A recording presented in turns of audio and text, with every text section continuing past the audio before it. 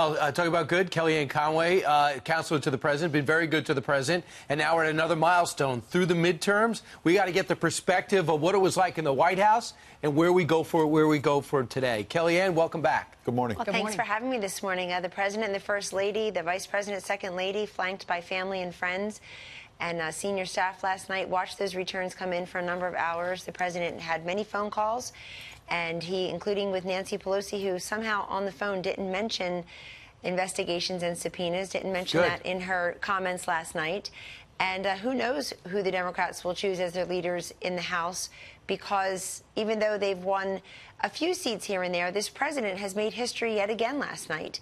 You know, in the last 80 years, the party in power has only picked up 8 Senate seats. And last night, the president, through his leadership and his engagement on the ground for these candidates again and again, has produced at least 3 new Senate seats. So 8 over the last 80 years, 3, possibly 5, as the count still goes on.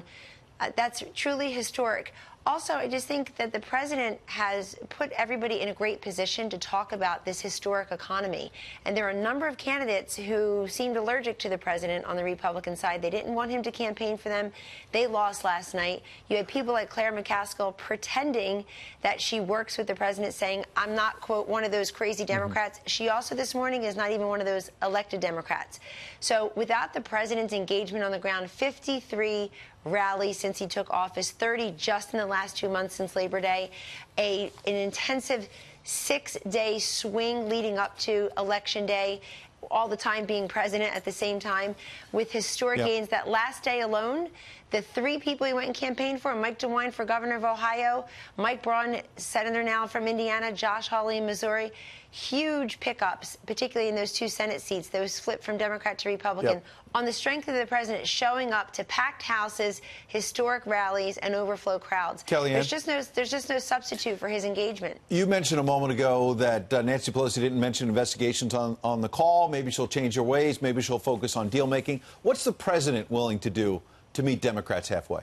Well, the president already has shown in the first couple of years, Ed, that he's willing to meet the Democrats. We just 2 weeks ago had historic bipartisan legislation on the opioid and drug crisis.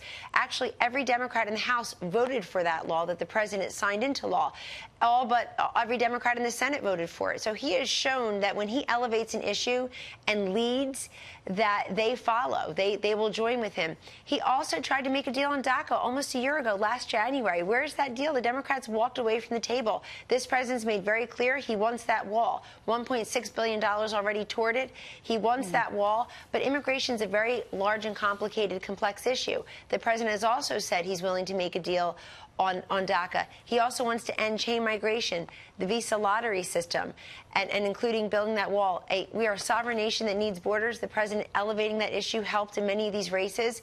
He also wants to work with them on infrastructure, on spending bills. And I think what we're about to see is a tale of 2 Democratic parties here on Capitol Hill behind me.